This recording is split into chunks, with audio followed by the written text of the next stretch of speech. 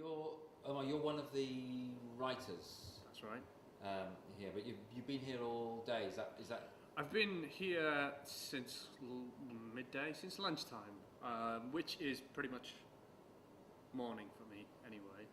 So you've also been.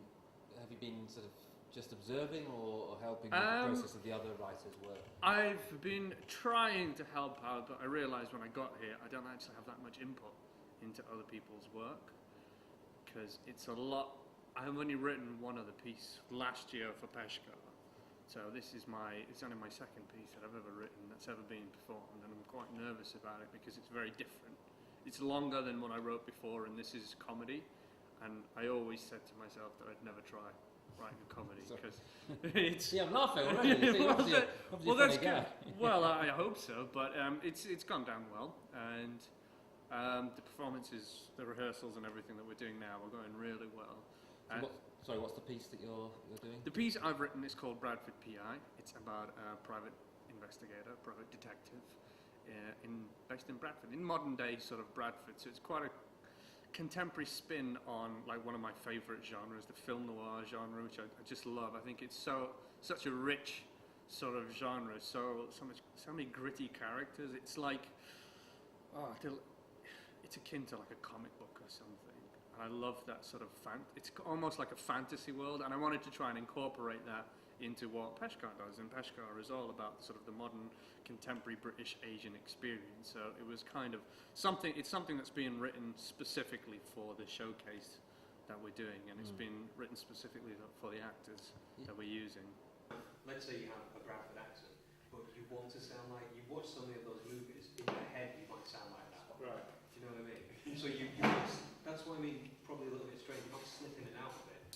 In your head you always sound like James Cagney, but to us you might sound a little bit Bradford every now and then. Okay. It's a bit like talking like this, otherwise. Yeah. I think what it does, it gives you scope to have a lot of fun with it. Yeah. Okay. Yeah, you just Or die trying. I'm just saying. This is a fun piece. I don't want anybody to take it too seriously. So I mean, This is a fun piece. yeah, I don't want it to be like. Well, I don't want anybody like feel free if there's like you feel like you're stumbling over words. Feel free to juggle things about. Don't. Is there a kind of a feeling that you have to break out of the ghetto, as it were, and not do another East is East? Or, definitely. I trying think something? over the last few years, like Asian writers have become, definitely noticed and become more popular.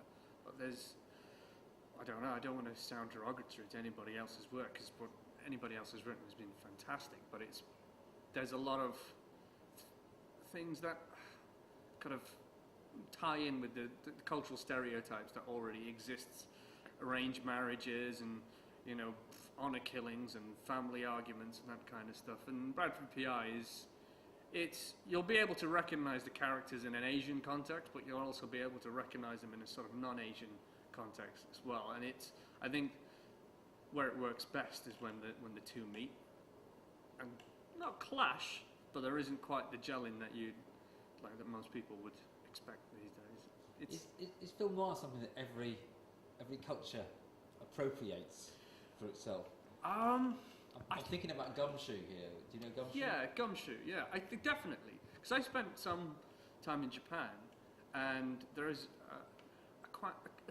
kind of an almost cultish tradition of the sort of film noir. Things like Stray Dog by Akira Kurosawa. It's very much film noir, but there isn't a huge following for that kind of thing. And I don't know. I don't watch enough Bollywood to know if that happens in Bollywood, but definitely during like the golden age of the Gumshoe, like the 30s and 40s and 50s. And I was sort of thinking he's the quintessential existentialist character, isn't Yeah, he? exactly. He does come from a Sartre kind of context, or a Camus outsider. Well, definitely, because he has detached himself consciously from his Asian heritage, but he's unconsciously, unwillingly sort of detached himself from the rest of the world as well, because he's created this bubble for him, this film noir fantasy bubble in which he lives in, and he kind of just excludes things that don't fit into it. And so when the femme fatale in the story, Miss Sharma, walks into his office, he walks into his office to find her there, he gets excited because he's getting an opportunity to play into his fantasy. And I think other people just kind of humour him. I think he's not the brightest person in the world. He's kind of like a kid that hasn't grown up.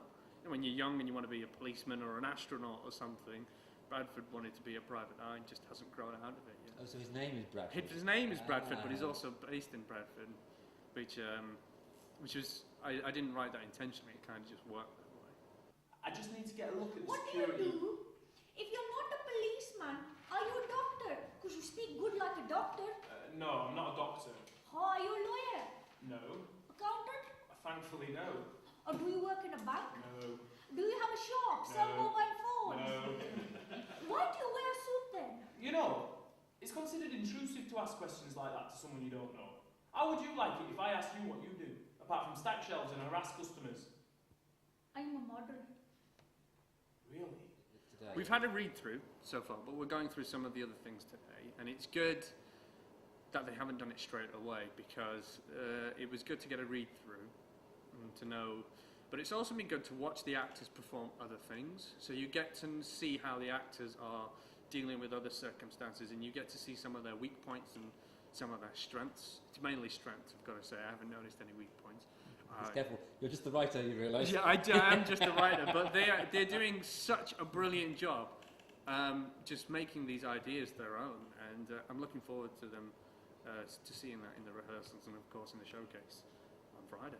But they're doing a fantastic job so far, and the read-through went really well. I think they got into the characters quite well, and that's always a relief when the actors, I think, fall into the characters that you've written rather than trying to just make it something that's not quite. It's that old sense of killing your babies and drama. I haven't had mine killed yet, so we'll see how it goes though.